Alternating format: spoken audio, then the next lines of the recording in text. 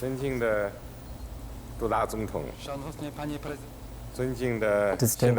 President Duda and distinguished Prime Minister and Deputy Prime Minister, dear ministers, ladies and gentlemen, dear friends, distinguished delegates,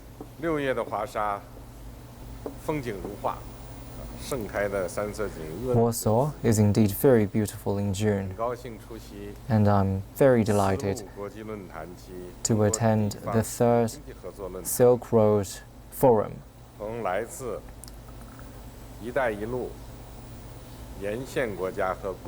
And exchange ideas with countries along the One Belt and One Road initiative, as well as representatives from China's local business communities. To start with, on behalf of the Chinese government and the Chinese people, and in my own name, I would like to extend my sincere wishes to the successful hosting of the forum. The initiative of One Belt and One Road was proposed 3 years ago and has attracted a lot of attention and a very active response from countries along the One Belt, One Road area.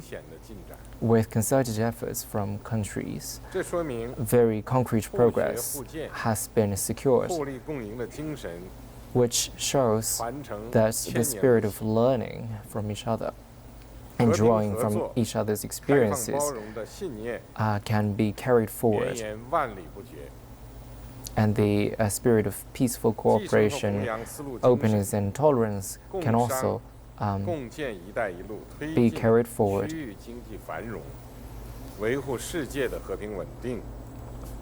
Promoting economic prosperity and world peace is in line with the world trends as well as the aspirations of the people. Countries along the One Belt and One Road vary in their development levels as well as their cultural backgrounds. However, all of these countries are important members of the Silk Road family. In order to maintain the harmony and friendship within this family, mutual respect and tolerance for differences are essential requirements. And it is imperative that the rich help the poor in order to achieve even development. The development of the One Belt and One Road initiative is a common goal for countries along the One Belt and One Road, and cooperation and sharing are very important in this process. Polish people are very friendly partners with China, and the friendship between the two countries dates back to a long time ago.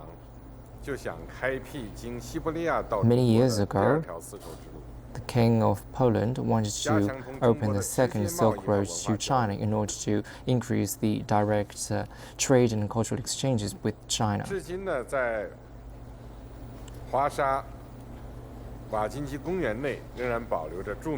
As of now, within a park in Warsaw, a lot of historical memorials have been kept, and many people have been making trips between China and Poland to create bridges of understanding and cooperation. Poland was also among the first batch of countries to recognize the status of the PRC and establish diplomatic relations. After the establishment of a comprehensive strategic partnership, a lot of progress has been made. Particularly in 2015, bilateral trade reached 17 billion USD, and Poland has been China's largest trading partner in the Central Eastern Europe region. In last November, President Duda visited Beijing, and we made exchanges with Poland in terms of developing the One Belt One Road initiative, as well as promoting the consensus of the 16+1 scheme. The two countries are willing to shoulder more responsibilities and play greater roles in promoting bilateral cooperation. The first China, Central and Eastern Europe leaders meeting was held in Warsaw, and with concerted efforts, the 16+1 cooperation secured very comprehensive and rapid progress and has entered a mature phase where achievements can now be reaped. Concrete benefits have been provided to countries in Europe, and even development has been promoted. In promoting 16+1 cooperation, Poland has indeed played a very significant role. With this opportunity, in order to promote pragmatic cooperation with regards to the promotion of 16+1 cooperation, China-Poland cooperation, I would like to propose the following ideas. First, we need to turn China-Poland cooperation into a paradigm for cooperation. And both China and Poland are promoting market-based reforms and are at critical junctures of promoting economic restructuring. Poland is also a member of a host of international organizations and is a link among multiple entities. In Poland, people say that a very quick decision is already success half achieved. The cooperation between the two countries will definitely uplift the cooperation between the two regions. Second, priority will be given to economic and trade cooperation. The wealth and the happiness of the people are largely dependent upon economic development and enhanced cooperation between the two countries. The two sides should jointly facilitate trade between the two countries, leveraging the 10 billion loan scheme and the 16+1 cooperation scheme. Infrastructure investments in telecommunications, the internet, etc. should be enhanced. Also, development should be stepped up in parks, etc. China's respective advantages need to be leveraged, as well as Polish advantages need to be used in order to enhance cooperation. Third, close cooperation to enhance pragmatical cooperation, building on the current cooperation. We should promote the 16+1 cooperation mechanism and build it into a new growth driver for China-Polish cooperation.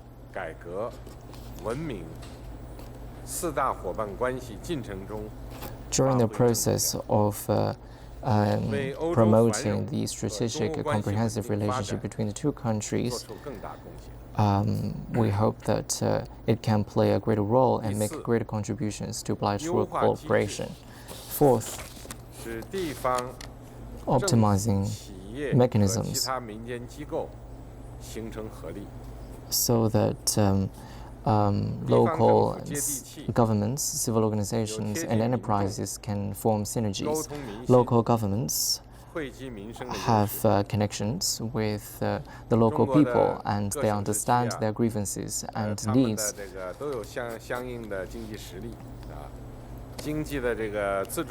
Chinese provinces enjoy relatively high levels of economic autonomy and are very willing to conduct international cooperation, and we encourage such aspirations.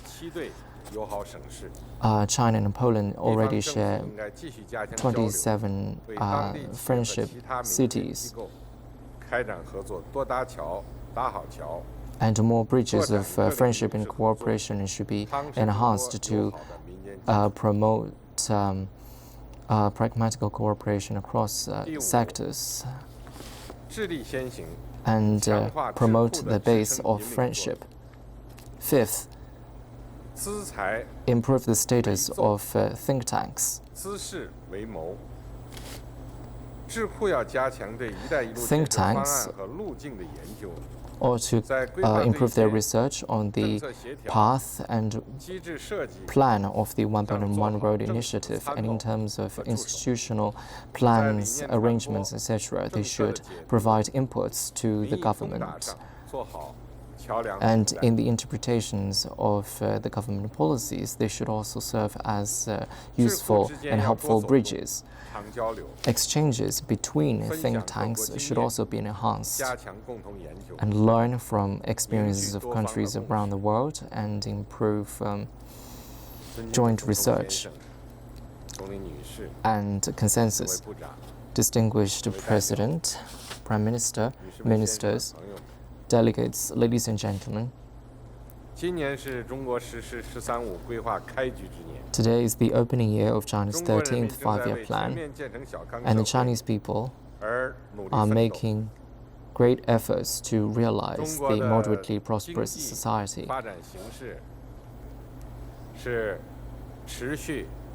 The Chinese economy is geared towards sustained, healthy, and positive development. We are pushing forward supply-side structural reforms and are unswervingly promoting opening up and reform and getting rid of restrictions and shackles of the opening up process. We have confidence and capabilities to maintain a high, to mid and high economic growth.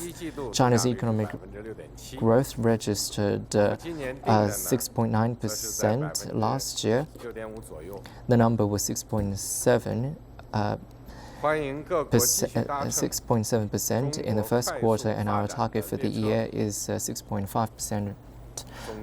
We hope that all players can leverage the opportunity of China's rapid development. In general, we should work together and carry on the historical spirit so as to establish the community of interests, responsibilities, and create and sharing a beautiful prospect. And finally, I wish the forum a full success. Thank you.